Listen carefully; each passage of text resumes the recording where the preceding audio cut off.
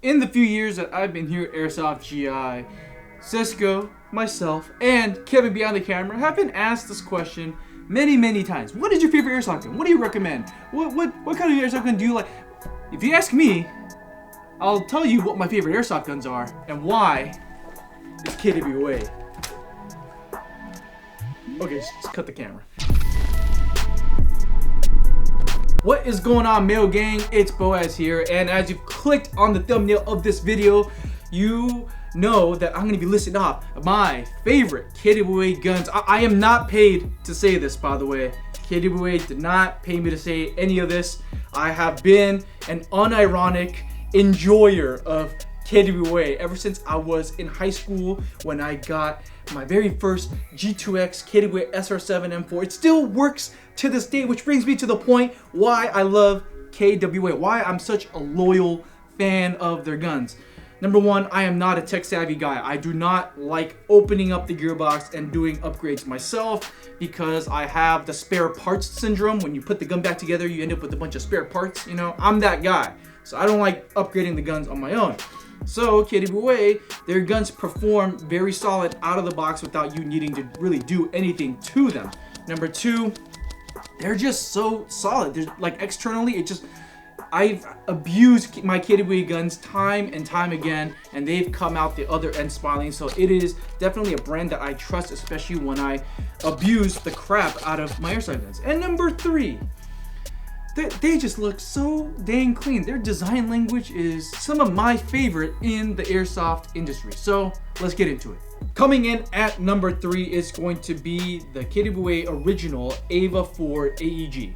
The KWA Ava 4 is part of KWA's larger lineup of their original design guns. So with that being said, the Ava 4 isn't particularly based off of any real-life firearm counterpart. It is, again, of KWA's original design. And I have to say, it looks pretty dang clean. In fact, I'm kind of jealous that I didn't come out with this design earlier when I bought my KWA QRF Mod 1, because honestly, I kind of prefer this look a little bit over the QRF.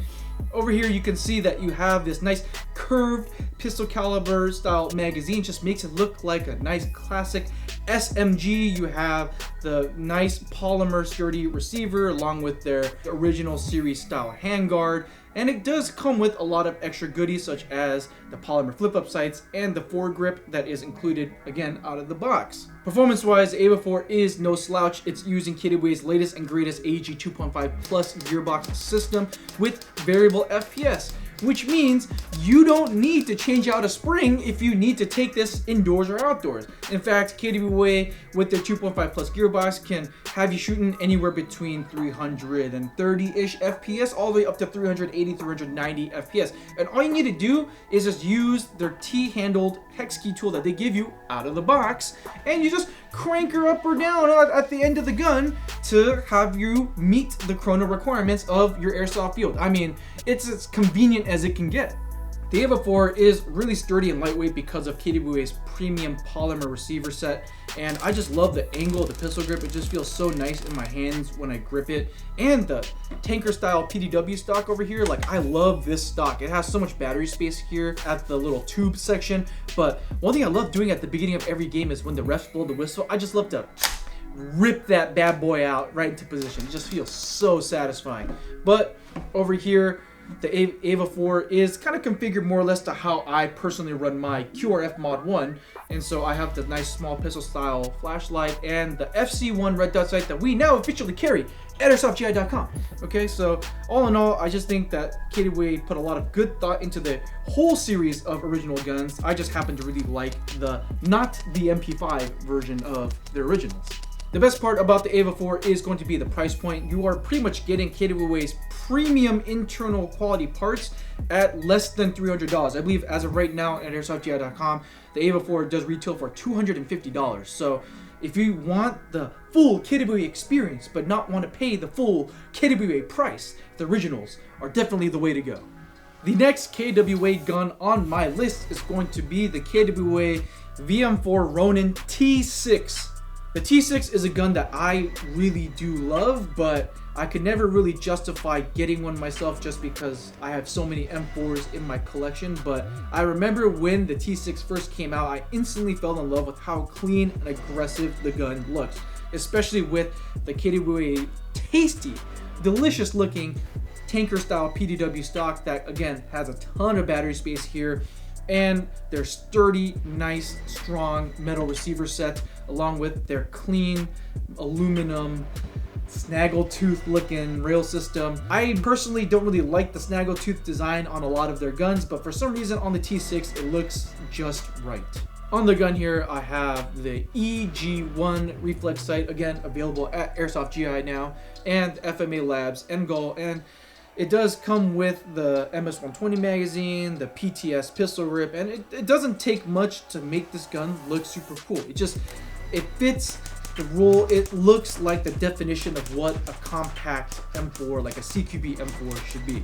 Internally, this is also sporting KWA's top of the line AEG 2.5 plus gearbox, so you are getting all of their high quality version 2 style internals along with their variable FPS system. So again, if you want to take this gun outdoors, you could crank her up. If you need to take her indoors to a CQB field, you could crank her down, and that's as easy as it gets. Now, one thing that I would personally do if I were to ever purchase a T6 would be to run a longer mock suppressor and run a longer inner barrel through it, so I can take this outdoors, so I can have a smaller kind of package, but I can have that extended inner barrel for longer range accuracy. Like I said before, I love KWA just because their internals are pretty much no nonsense. They don't try to do anything super fancy with the gun because they don't want to increase the amount of failure points in the gun itself. But if you want to increase more failure points in your gun, they have opted to give you space in the gearbox to add, let's say, like a gate tighten. And I even believe that things like their gear set and their motor and some parts of the compression set are still standard version 2 compatible, which I guess that's what KWA wanted to do. They wanted to open up the option for you to break your gun, but for me personally, I'll leave it stock just the way they intended me to leave it. My most favorite thing about the T6 is honestly the heft. I think a lot of times smaller guns like this, smaller package, it just feels too light. To me personally, sometimes it just feels kind of like a toy. But when you pick up the T6, it feels solid and hefty in the hands. Like there's no receiver wobble, no rail wobble. It just feels like one solid piece of metal, and I just feel so confident every time I pick it up and I shoot it that it'll get the job done. And honestly, now that I'm holding it again, I might have to blow my next paycheck on getting a T6. So yeah, there it is, number 2 spot right here. Finally, my most favorite KWA gun out there right now on the market is going to be the KWA Ronin T10. For those of you who know me a little bit better, you guys might be jumping out of your seat right now or off the toilet and be saying, "Hey, Boaz! I thought you were gonna pick a gas gun. Aren't you a gas gun enthusiast?" And to that, I will say, the Ronin T10. Why do I love this thing so much? I mean, just look at it. Just look at how beautiful and clean and aggressive the T10 looks. Again, personally, not a huge fan of the snaggletooth, but everything else I really, really like. I love how they have introduced all these cool lightning cuts along the sides of the rail system, and even on the top, they've even milled out certain holes. It just reduces the overall weight of the gun itself. Now, in front of me here is their new line of the FTE, the peanut butter flavored Ronin T10, and I think it looks absolutely immaculate. I have an Airsoft holographic sight on the top here. I have the nice Element or FMA, I can't remember the brand specifically, PEC box on top, and the PTS Centurion Arms foregrip on the bottom here, and I think it's an absolute banger of a setup. But let me tell you about what makes this gun so much different, so much more special than all the other M4s out there. So, what makes this thing so dang special? What sets it apart from all the other M4s out there? 2 words for you: electric recoil. Oh, that's right, baby. So this is, I guess you would say, a substitute for your gas blowback, because you're still getting a nice feedback. You're still getting good, solid feeling recoil every time you shoot this gun. And I just love how it just kind of kicks you a little bit. It like nudges you, you know. It vaguely suggests that you are having some recoil with your shot. And I think personally, if you've been playing Airsoft for a long time and you want to spice up your Airsoft life, I would highly recommend getting the T10 simply because of the recoil system, because it just spices it up, you know. Like eventually you just get kind of tired of shooting the same sewing machine AEG over and over again. All right, sometimes it gets a little monotonous, and I just love the way that it kind of jumps a little bit in your hands. In order to give you the premium electric recoil experience, KWA has innovated and have designed their AEG3, I believe, system, electric recoil system, which uses more or less, again, in traditional fashion, mostly KWA proprietary parts, especially the recoil system, because they patented that design. But again, if you want to increase a failure point, if you want your gun to break sooner than intended by KWA, you could drop in a Gate Titan or similar MOSFET in there, and again, you could change out mostly the compression set and the gear set and the motor if you wanted to. If you want to accelerate how fast your gun breaks, you can do that. But again, for me personally, it is fine exactly the way it comes out of the box. Okay, especially, I don't know what they do, but KWA's bucking and barrel combo, something about it, like straight out of the box, it's really freaking good.